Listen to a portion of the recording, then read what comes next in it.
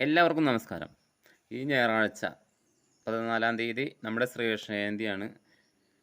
നമ്മുടെ സ്വന്തം കണ്ണൻ്റെ ശ്രീകൃഷ്ണ ജയന്തിയാണ്. ധർമ്മച്യുതി ഭൂമിയിൽ ധർമ്മത്തിന് കോട്ടം തട്ടുന്ന സമയത്ത്, അധർമ്മം വിളയാടുന്ന സമയത്ത് ഭഗവാൻ നാരായണൻ അവതാരങ്ങളെടുത്തതിൽ വച്ച് ഏറ്റവും ശ്രേഷ്ഠമായ പൂർണ്ണാവതാരമാണ് നമ്മുടെ ശ്രീകൃഷ്ണൻ അവതരിച്ച ദിനമാണ് ഞായറാഴ്ച.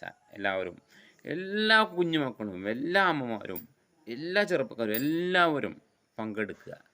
എവിടെയൊക്കെ ഘോഷയാത്ര നടക്കുന്നുവോ എല്ലാവരും ഇറങ്ങി നാമജപത്തോടു കൂടി നമ്മുടെ നാരായണൻ്റെ, നമ്മുടെ ശ്രീകൃഷ്ണ ഭഗവാന്റെ ജന്മദിനം നാമജപത്തോടു കൂടിയിട്ട് ഈ ഭൂമി വൈകുണ്ഠമാക്കുക. നമ്മളെന്നും ഗുരുവായൂരൊക്കെ കണ്ടില്ലേ, വളരെ നാലമ്പലത്തിലേക്ക് കിടക്കുമ്പോൾ നാരായണ നാരായണ കൃഷ്ണ വിളിക്കുമ്പോൾ നല്ല സുന്ദരമായ അന്തരീക്ഷം.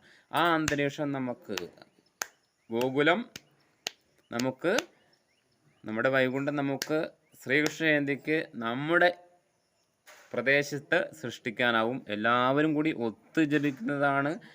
ഒരാൾ ജപിക്കുന്നതിനേക്കാൾ പുണ്യം എല്ലാവരും ഒരു കൂട്ടി നാരായണ ശ്രീകൃഷ്ണ കണ്ണ ഹരേ രാമ നാമം ചെല്ലാൻ പാട്ടുപാടാൻ അറിയണമെന്നില്ല.